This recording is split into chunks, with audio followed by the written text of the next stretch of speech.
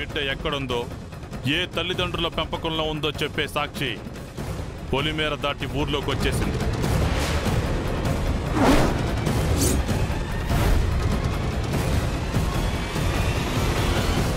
అదిగో ఇన్నాళ్ళు చీకట్నున్న రహస్యం వెలుగులోకి వచ్చేసింది.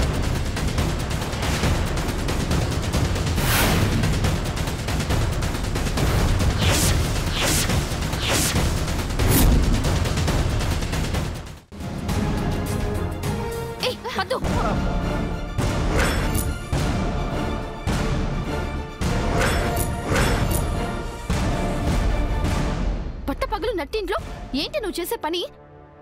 నేనే చేశానే. ఎవరైనా వచ్చి చూస్తారని భయం కూడా లేకుండా ఇంతకి తెగించేశావేంటే? ఏం మాట్లాడుతున్నావే నువ్వు? ఏమి తెలియనట్టు రివర్స్ లో మాట్లాడుకు. అసలు ఏమైందే నీకు? మగవాళ్ళని చూస్తేనే టచ్ మీ నాట్ ప్లాంట్ లాగా ముడుచుకుపోయేదాన్వి, అంత దూరం పరుగులు తీసేదాన్వి. సడన్ గా నీలో ఇంత మార్పేంటే? ఇలా ఎందుకు మారిపోయావే? వెంకీ గారి కళ్ళకి నా జుట్టు తగిలి కళ్ళు మండుతున్నాయంటే గాలొత్తున్నాను.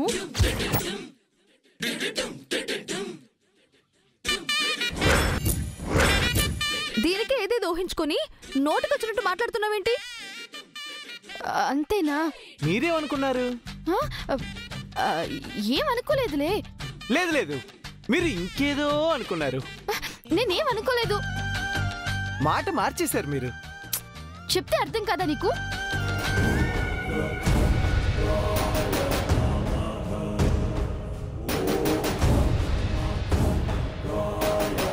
అయ్యా, నా కూతురు గురించి గరళాన్ని గొంతున మింగిన ఆ పరమశివుని సాక్షిగా, న్యాయానికి నిలువెత్తు నిదర్శనమైన ఆ రచ్చబండ సాక్షిగా, బలరాముడు దేవుడని నమ్మే నా గ్రామ ప్రజల సాక్షిగా ప్రమాణం చేసి చెప్తున్నాను, నీ బిడ్డని నీ దగ్గరకు ఎట్టి పరిస్థితుల్లోనూ చేర్చుతాను.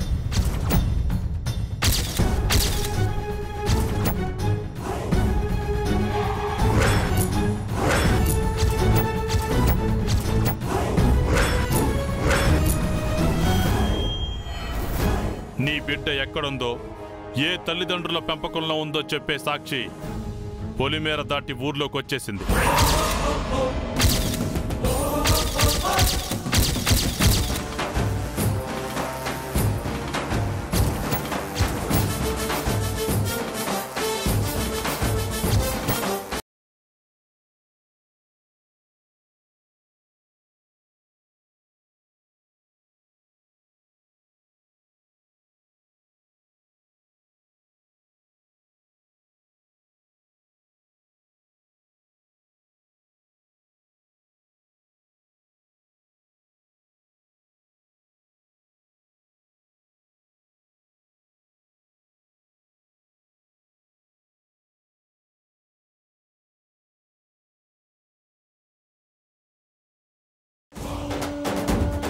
నీకెలా బుద్ధి చెప్పాలో, నీ పొగరు ఎలా దించాలో నాకు బాగా తెలిసే.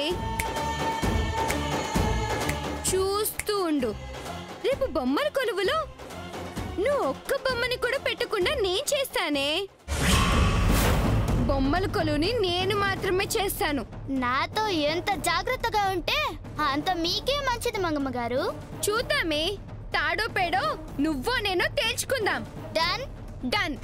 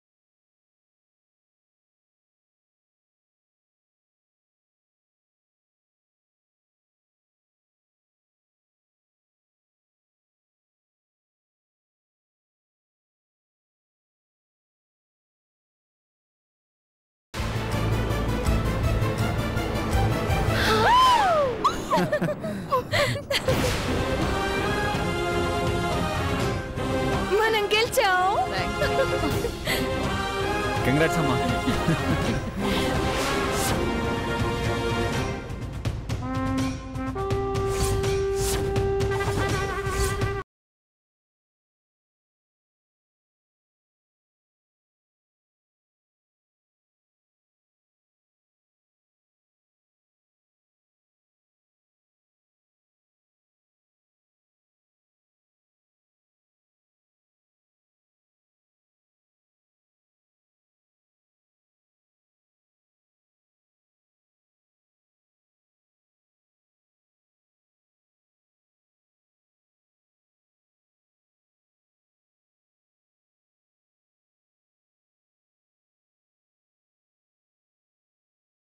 రే ఒక విషయం చెప్పండిరా, మీరిద్దరూ ఇంటిని సరిగ్గానే చెక్ చేశారా?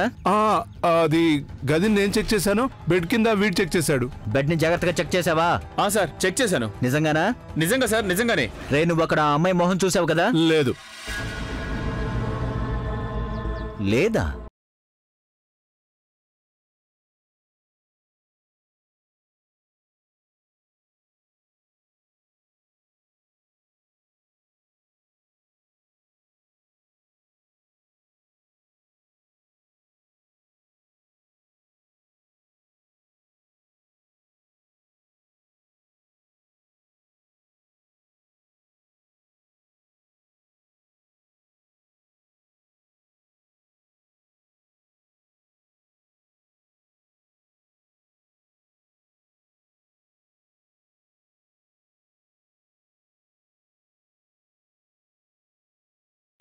నేనే మీ దగ్గరకు వద్దామనుకున్నా.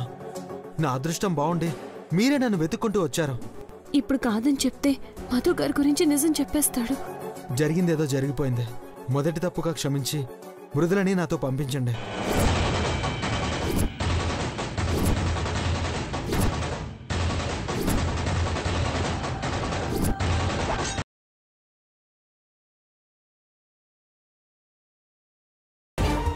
ఏమిటి ప్రేమ, నీకు పేమెంట్ ఏదో రావాలనుకుంటే అడగడానికి రాలేదే?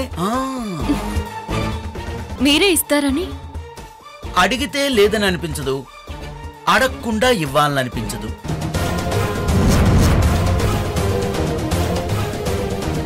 చేయి తీసి మాట్లాడండి సౌ.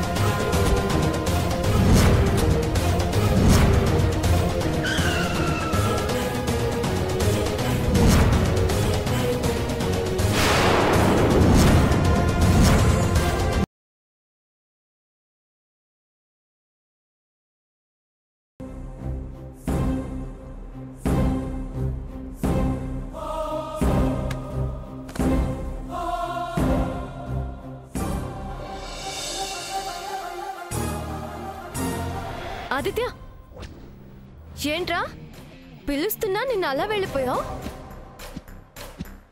నీ పెళ్ళి ఆపాలని నేను అంతా రిస్క్ చేస్తే కనీసం థ్యాంక్స్ కూడా చెప్పాలనిపించలేదా నీకు?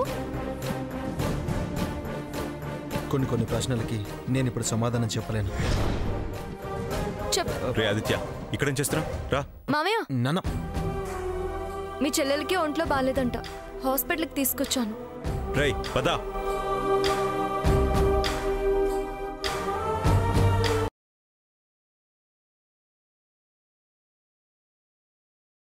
నీ మనసులో ఉన్న కూనను కలుసుకోవటానికి ఎంతగానో ఆరాటపడతాన్నావు, కాని నీ పక్కనే ఉన్నా తెలుసుకోలేకపోతున్నావు దొర. ప్రసాద్ గారు రండి వెళ్దాం, మనకి అవతల గుడికి టైం అవుతుంది.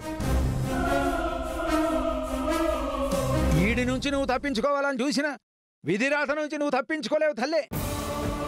నీ తల్లికిచ్చిన మాట కోసం నీ ప్రేమనే కాదనుకున్నావు.